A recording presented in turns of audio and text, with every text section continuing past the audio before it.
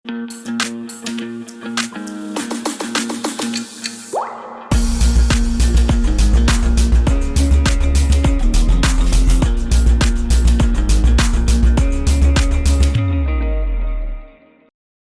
दोस्तों, मेरा नाम राजदीप है। मैं एक बिजनेस ऑटोमेशन कोच। अगर आप सेल्स के साथ कहीं ना कहीं कनेक्टेड है, आप एक बिजनेस ओनर है, सेल्स हेड हो, या आप खुद या आपकी teams day to day sales में इन्वॉल्व है, तो आपने ये बहुत बार सुना होगा कि हम तो सेल्स में बहुत कुछ कर रहे हैं ना, फिर भी रिजल्ट नहीं मिल रहा है।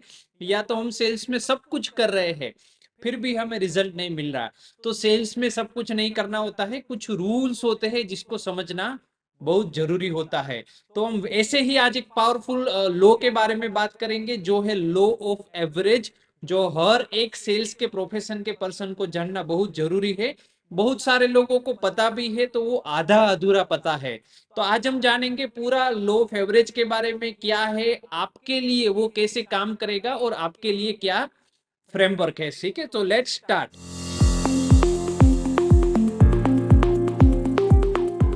सबसे पहले जानते हैं लॉ ऑफ एवरेज क्या होता है। जैसे ही आप चेस खेलते हैं, तो उसमें जो अलग अलग जो एलिमेंट होते हैं ना, जिसको पायदड़ बोला जाता है, तो उसमें जो घोड़ी होता है वो ढाई डगला ही चलता है।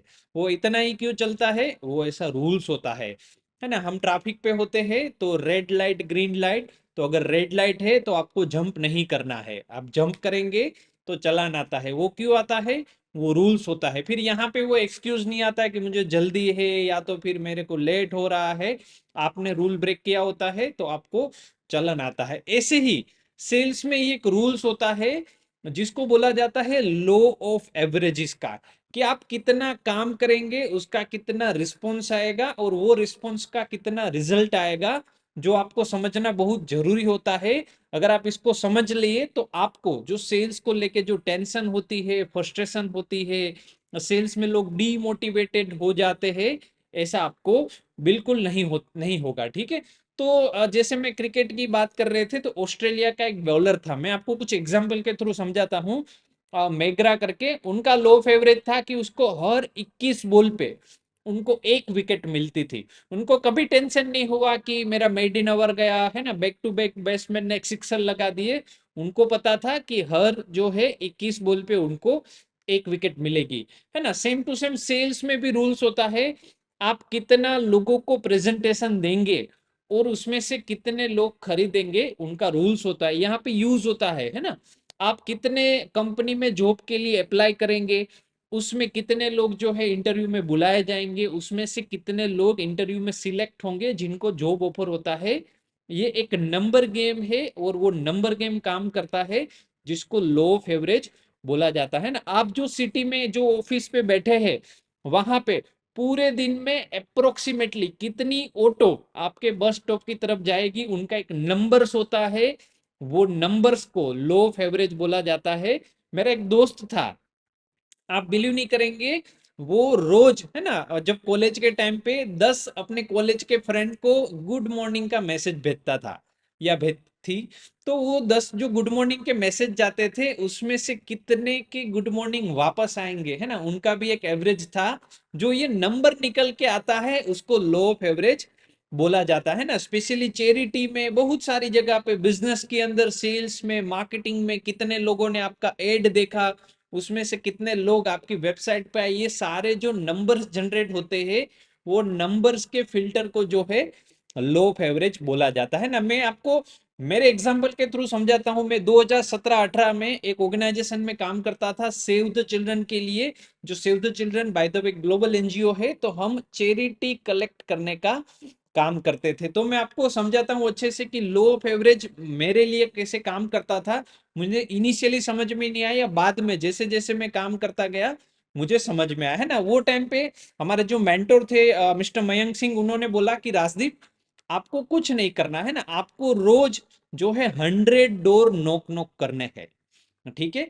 तो ये जो सेल्स का पूरा जो साइकिल होता था, उसमें पहला स्टेप था 100 डोर नॉक नॉक करना है। मेरा आपसे सवाल है कि क्या अगर मैं 100 डोर नॉक करूंगा तो सारे दरवाजे ओपन होंगे, है ना। ऐसा बिल्कुल नहीं होगा। ऐसा होगा कि कोई दरवाजा ओपन ही नहीं होगा, ऐसा भी बिल्कुल नहीं होगा। तो 100 डोर नॉक करने पे कितने डोर ओपन होते थे, वो मेरे नंबर था जो था कि 70 डोर ओपन होंगे। ठीक है, यहाँ पे जो 70 डोर ओपन होते थे, तब स्टेप 2 आता था, फिल्टर 2 आता था कि उनको हमारा एक इंट्रोडक्टरी स्क्रिप्ट देना होता था, जो भी 60 सेकंड का एक स्क्रिप्ट था। तो हम यहाँ पे स्क्रिप्ट वगैरह देते थे। तो आपको क्या लगता है, वो स्क्रिप्ट सुनने के बाद, है ना, ये कोविड के पहले की बात थे, तो कितने लोग मुझे जो है एंटरटेन करेंगे, मेरा प्रेजेंटेशन सुनने के लिए मुझे अंदर आने देंगे? तो वो जो नंबर होता था, वो मैंने over a period of time notice किया कि उसमें से 30 लोग जो है मुझे अंदर आने देते हैं ना। 100 डोर नॉक किया, 30 दरवाजे कभी खुले ही नहीं। जो भी 17 दरवाजे खुले, उनको मैंने अपना इंट्रोडक्टरी स्क्रिप्ट दिया, उसमें से 30 लोगों ने मुझे अंदर आने दिया, है ना। उनके साथ मीट ग्रीट बैठते थे, हमारा जो स्टेप्स होता था, जैसे रिलेशनशिप बिल्डिंग हो गया, प्रोडक्ट एक्सप्लेनेशन हो गया, है ना, उनको जो भी हम इमोशनल पिचिंग करते थे, क्लोजिंग करते थे। तो over a period of time मुझे पता चला कि उसमें से जो 10 लोग होते थे, वो मेरे टारगेटेड कस्टमर होते थे। बाकी के जो 20 लोग होते थे, वो टारगेटेड कस्टमर नहीं होते थे। तो हर एक चीज का नंबर होता था कि क्यों टारगेटेड कस्टमर नहीं है, तो कि वुमन है, उसके पास चेक नहीं होता है, या तो फिर वो जो है इलिजिबल नहीं होते हैं। ये नहीं होने के भी रूल्स होते हैं और इलिजिबल होने के भी रूल्स होते हैं ना। तो क्यों अंदर नहीं आने दिया? उसको ट्रस्ट नहीं है, उनको लगा कि नहीं, अभी के टाइम पे भरोसा नहीं कर सकते, तो नहीं आने। तो देखिए, ये बहुत जगह पे हर एक टाइप का जो है कुछ ना कुछ डेटा जो है वो ट्रिगर कर रहा है डिसीजन के लेके। तो जो 10 जो मेरे टारगेटेड कस्टमर होते थे, उसमें से 2 लोग मुझे जो है चेक साइन करके देते थे, 2 जो लोग मुझे जो है इसे चैरिटी के फॉर्म में पैसा देते थे, है ना। तो ये जो हमारा ओवर पीरियड ऑफ टाइम समझ में आया कि ये रूल्स होता है, ये लो होता है। तो मेरा ये लो था 100 जेम, 70 जेम, 30 जेम, 10 जेम, 2 का रूल्स, है ना। जब मुझे ये समझ में आ गया, उसके बाद मुझे सेल्स को लेके कभी भी टेंशन नहीं हुआ कि कौन में दरवाजा ओपन करेगा, कौन मुझे एंटरटेन करेगा, किसी ने सुना नहीं सुना, है ना, अंदर नहीं आने दिया, नो टेंशन, है ना। इतना पता है कि जो 100 का इनपुट रहेगा, तो 2 का आउटपुट जरूर से मिलेगा, है ना। तो आप चेक कीजिए, आपका क्या इनपुट है, आपका क्या प्रोसेस है, और आपका क्या आउटपुट है ना। मैं आपको और आसान समझाता तरीके से समझाता हूँ। आपने ताश के पन्ने देखे होंगे, है ना, आप कभी ना कभी ताश के पन्ने से साथ प्ले किया होगा। आप मुझे बताइए, ताश में कितने पन्ने होते हैं ना, नीचे कमेंट में बताइए। 51 होते हैं, 52 होता है, मैं आपका जरूर कमेंट पढ़ने आऊंगा। तो ये जो ताश के पन्ने होते हैं, उसमें अगर मैं आपको क्वेश्चन पूछूं कि उसमें एक्का कितना होगा, तो आप सबको पता है 4 एक्का होगा।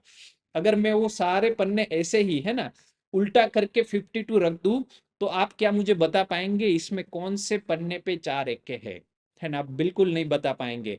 सेम टू सेम मेरा ये जो 100 नोक का जो जर्नी था, उसमें मुझे नहीं पता है कि कौन से डोर पे जो है चेक अवेलेबल है। तो हमें क्या करना है, 1 बाय 1 हर एक पन्ना जो है ओपन करके देखना है ना। तो सेम टू सेम आप देखिए कि आप कितने लोगों को जो है कॉल करते हैं, इनवाइट करते हैं, उसमें से कितने लोग के साथ आपका मीटिंग प्रेजेंटेशन होता है, और उसमें से कितना आपका सेल्स डन होता है। तो आपका ये हर एक चीज का नंबर होगा। आप अपने नंबर को नोट डाउन कीजिए, नंबर को जो है आप उसको ट्रैक कीजिए, एनालाइज कीजिए। अगर आप जो अलग अलग जगह से लीड लेके आते हैं ना, फेसबुक से, इंस्टाग्राम से, फिजिकल से, तो वो मीटिंग्स के बाद कितने लोग आपका प्रोडक्ट सर्विस को एक्सपीरियंस करते हैं ना, कितने लोग आपके साथ वर्चुअली डेमो बुक करते हैं, उसमें से कितना आपका जो है क्लोजिंग आता है।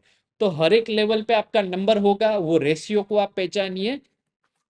सेम टू सेम अगर आपका फिजिकल है प्रेजेंस, तो आप अलग अलग जगह से जो इंक्वायरी करते हैं, उसमें से आप रजिस्टर बनाइए कितने लोग आपके स्टोर में आते हैं, और उसमें से कितने लोग आपका जो है प्रोडक्ट परचेस करके जाते हैं, और आपका एक एंट्री के सामने क्या परचेस रेशियो आता है। जब आप ये से नंबर को समझ जाएंगे, तब आपके लिए जो है काम थोड़ा आसान हो जाएगा, आपके लिए जो है डीमोटिवेशन चला जाएगा, है ना। मैं अगर चैरिटी की बात करूं, तो मुझे पता था कि 3000 रुपए आते थे, है ना, जब 2 चेक आता था।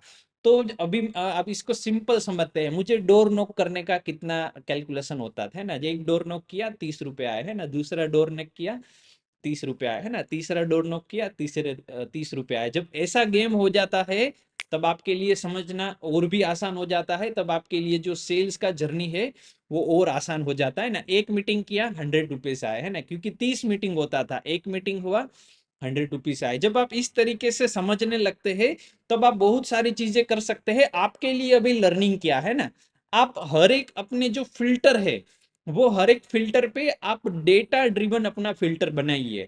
आपके पास अगर इंक्वायरी है तो आप इंक्वायरी का रजिस्टर मेंटेन किए, कितने लोग आ रहे हैं ना। अगर आपका लीड फनल है तो आप लीड फनल को मेंटेन कीजिए कि आपका कितना जो है लीड फनल पे लोग हैं ना, आपके अवेयरनेस के लेवल पे कितने हैं, इंटरेस्ट के लेवल पे कितने लोग हैं, एंगेजमेंट के लेवल पे कितने लोग हैं। क्योंकि ऐसा बोला जाता है, anything that you can measure you can improve, है ना। आप जिस चीज को माप सकते हैं उस चीज को आप इंप्रूव कर सकते हैं। आप फिर आप देखिए, अगर आपको सेल्स को डबल करना है, आपको क्या करना पड़ेगा, आपको एक्शंस के नंबर जो है वो डबल करने पड़ेंगे। तो आपके हर एक लेवल का जो है आपके पास डेटा इनपुट होना चाहिए, वो हर एक लेवल के डेटा इनपुट का आपको रेशियो होना चाहिए। उसके बेस पे आप डिसीजन ले पाएंगे कि आपको कौन से फिल्टर पे काम करने की जरूरत है, कौन से फिल्टर को आपको इंप्रूव करने की जरूरत है, जिसके बेस पे आप और भी अच्छा डिसीजन ले पाएंगे। अगर आप एक बिजनेसमैन है, एंटरप्रेन्योर है और सेल्स के प्रोफेशन है और डिटेल में बिजनेस के बारे में जानना चाहते हैं, तो आइए हम बहुत सारे बिजनेस के जो है मास्टर क्लास करते हैं। उसमें से बहुत सारे मास्टर क्लास जो फ्री होते हैं ना, नीचे मैंने लिंक दिया गया है, तो आप उसमें चेकआउट कर सकते हैं। आप देखिए, अगर आप पहली बार हमारे वीडियो देख रहे हैं तो वीडियो को लाइक कर दीजिएगा, चैनल को सब्सक्राइब करके बेल आइकन जरूर दबाइएगा, है ना, ताकि आपको और भी वीडियो की नोटिफिकेशन मिलती रहे। और अगर आपको लगता है कि ये वीडियो मुझे, आपके ध्यान में कोई आपका कलीग्स है, बिजनेसमैन है जिसको सेल्स के साथ उनको दिक्कत आती है, उनको ये वीडियो जरूर से शेयर करिएगा। और लास्ट में thank you so much for watching.